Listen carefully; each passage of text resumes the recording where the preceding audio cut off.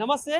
దేశవ్యాప్తంగా మెడికల్ షాపులన్నీ కూడా బంద్‌నైతే పిలుపునియడం జరిగింది. ప్రధానంగా ఇప్పుడు రాష్ట్రంలో కావచ్చు, దేశవ్యాప్తంగా అన్ని మెడికల్ షాపులు అయితే బంద్‌లో ఉన్న పరిస్థితి. కొన్ని ఎమర్జెన్సీ పరిస్థితులనే ఓపెన్ చేస్తామని చెప్పేసి మెడికల్ షాప్ సంబంధించిన వాళ్ళందరూ అయితే చెప్పడం జరిగింది. దీనికి సంబంధించి అసలు ఎందుకు బంద్ చేయాల్సి వచ్చింది, వీళ్ళకి సంబంధించిన సమస్యలు ఏంటని కూడా తెలుసుకునే ప్రయత్నం చేద్దాం. మనతో పాటు అంజయ్ గౌడ్ గారు అయితే ఉన్నారు. సార్ నమస్తే సార్.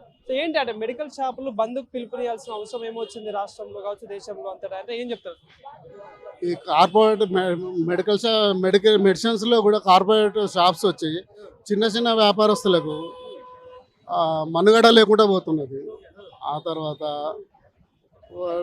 డ్రగ్ కంట్రోలర్ మమ్మల్ని వేధిస్తున్నారు తప్ప ఆన్లైన్ బిజినెస్లో షెడ్యూల్ హెచ్ డ్రగ్స్ అమ్మడము అటువంటి జరుగుతూనే ఉన్నాయి. మేము పర్చేజ్ కూడా చేయము, వాళ్ళు మంచిగా పర్చేజ్ చేస్తున్నారు, పర్చేజ్ చేసి అందరికీ ఇస్తున్నారు. దానివల్ల పబ్లిక్ కూడా చాలా ప్రాణాపాయము. ఆ డ్రగ్స్కి అలవాటు పడిపోతారు జనాలు. కంట్రోల్ మీ డిమాండ్స్ ఏంటి అసలు? ఆ డిమాండ్స్ అంటే ఆన్లైన్ షాప్స్ మూసేయాలి. ఇంకోటి డిస్కౌంట్లు ఎవరు ఇష్టం వచ్చినట్టు 20% నుంచి 90% డిస్కౌంట్లు ఇస్తున్నారు. మరి ఆ మెడిసిన్స్ పనిచేస్తాయా పనిచేయా తెలియదు. దానివల్ల అందరూ బదనాం అవుతారు, మెడిసిన్స్ పని చేస్తలేవని చెప్పేసి. కొన్నిటికి ఇబ్బంది అవుతుంది, అంటే బిజినెస్ పరంగా ఇబ్బంది అవుతున్నది. ఎవడైనా ఫ్రీకి ఇస్తా అంటే ఉరుకుతారు, 20 to 90% ఫ్రీ డిస్కౌంట్ ఇస్తా అంటే కూడా అక్కడే ఉరుకుతారు. కానీ ఆ మందులు పనిచేయవు, పేషెంట్ల ఆరోగ్యాలు ఖరాబ్ అవుతాయి.